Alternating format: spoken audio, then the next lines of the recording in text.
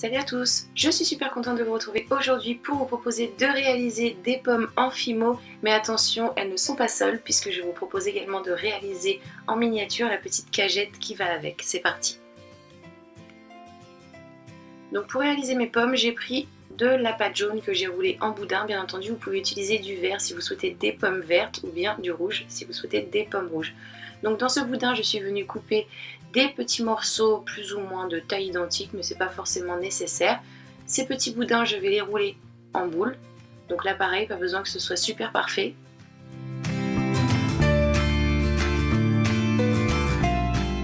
Après ça, je continue avec de la pâte marron que je viens rouler sous mes doigts de façon à obtenir un boudin très très fin.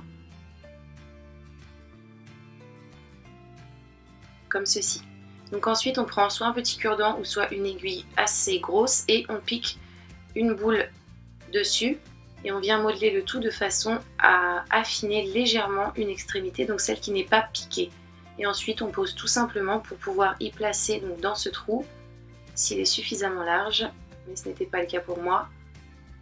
On vient y poser dedans tout simplement notre petit boudin de fimo marron. Donc voilà, on vient courber si on a envie. Donc moi j'en ai courbé certaines et laissé d'autres bien droites. Donc j'ai répété l'opération plusieurs fois puisque j'ai réalisé une vingtaine de pommes. Donc je vous montre encore une fois rapidement comment réaliser la pomme. Donc là c'est vraiment très très facile à faire. D'autant qu'il n'est pas nécessaire, comme je vous l'ai dit, qu'elles soient toutes identiques. Au contraire, ça fera plus joli dans le panier. Donc on envoie au four pendant 30 minutes à température 110 degrés une fois toutes nos pommes prêtes. Et donc voici le résultat après cuisson. Donc maintenant que mes pommes sont prêtes, je vais réaliser ma cagette. Donc pour cela, j'ai utilisé 10 bâtons de bois. Donc ça ressemble à des bâtons de glace. Vous pouvez recycler les vôtres. Moi j'achète les miens chez Cultura. Vous pouvez en trouver également chez Action. J'ai utilisé aussi une paire de ciseaux, de la colle à bois que vous pouvez remplacer par de la colle chaude. Mais la colle à bois ça reste quand même mieux puisqu'on peut nettoyer les dégâts s'il y en a. J'ai également utilisé un petit Duting Tool.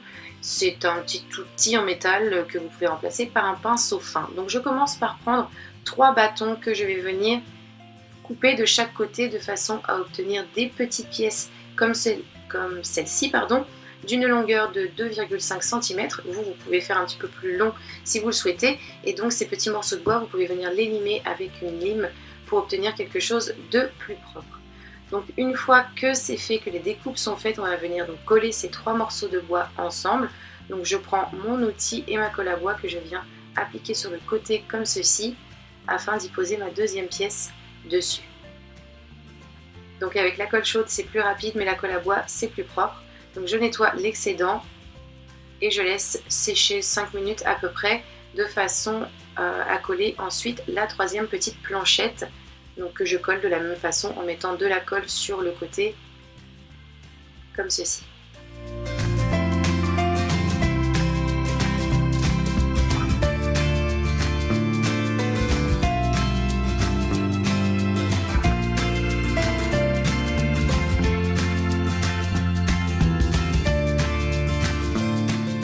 Donc voici ce que j'obtiens une fois mon séchage passé. Donc si vous vous posez la question, la colle à bois ça prend très très vite. Je continue donc avec 6 autres bâtons que je viens poser comme ceci et que je découpe de cette façon à pouvoir les adapter à ma première pièce. Donc de toute façon vous avez les images devant vous pour voir un petit peu comment ça se passe au niveau des découpes. Donc je vais prendre 3 de mes 6 pièces et je vais les coller les unes aux autres. Donc de la même façon, je vous laisse regarder les images.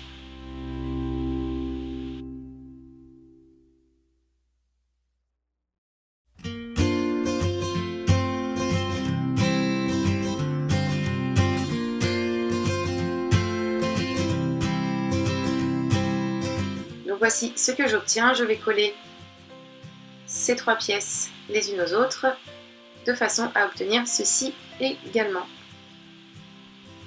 Donc ces 2 pièces, je vais les coller à la première. Donc je mets de la colle sur un côté, n'importe lequel, et je vais coller ça sur l'extrémité de ma grande pièce. Donc si jamais je ne suis pas très claire au niveau des explications, je pense que les images, elles, le sont, n'hésitez pas à les suivre. Donc on nettoie l'excédent de colle. Si jamais vous voulez quelque chose de bien droit, que vous utilisez de la colle qui prend un petit peu de temps pour sécher, vous pouvez poser votre pièce contre un objet comme ceci.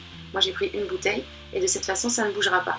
Une fois le séchage passé, donc 5 petites minutes, je viens coller ma seconde pièce de ce côté.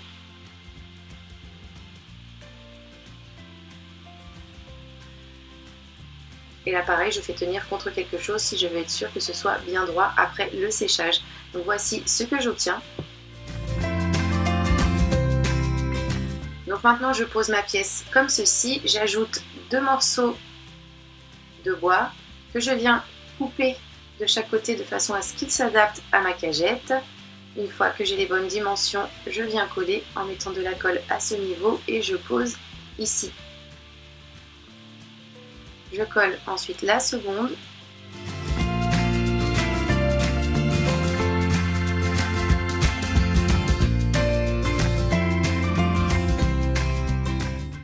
Une fois que c'est fait, je retourne ma cagette et je répète l'opération de ce côté,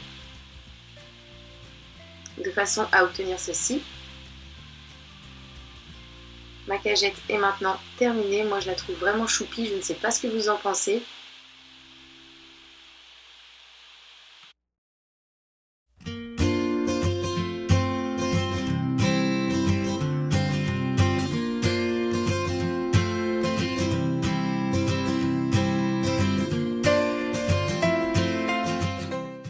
J'ajoute maintenant dans ma cagette du papier froissé, donc c'est tout simplement des petites bandelettes de papier classique blanc que j'ai chiffonné et que j'ai placé au fond de ma cagette. Donc là c'est complètement facultatif, c'est en fonction de vos envies.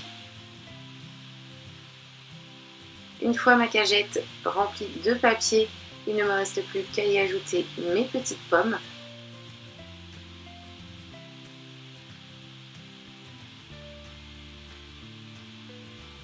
Et le tour est joué, voici le résultat.